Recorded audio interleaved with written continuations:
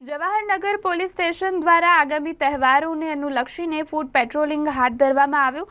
કોઈપણ અનિચ્છનીય ઘટના ન બને તે માટે ફૂડ પેટ્રોલિંગ હાથ ધરાયું। રમઝાન માસ ચાલી રહ્યો છે તેમજ આગામી દિવસોમાં હોળી ધૂળેટીનો પણ તહેવાર આવી રહ્યો છે, તેના અનુસંધાને ફૂડ પેટ્રોલિંગ યોજવામાં આવ્યું। જવાહરનગર પોલીસ સ્ટેશનના પોલીસ ઇન્સ્પેક્ટર એબી મોરી સાહેબ દ્વારા આજરોજ બાજવા, કરચિયા, રણોલી ખાતે પોલીસ સ્ટાફ દ્વારા ફૂડ પેટ્રોલિંગ યોજાયું અને કોઈપણ અનિચ્છનીય ઘટના ન બને તહેવારોને અનુલક્ષીને ફૂડ પેટ્રોલિંગ યોજાયું।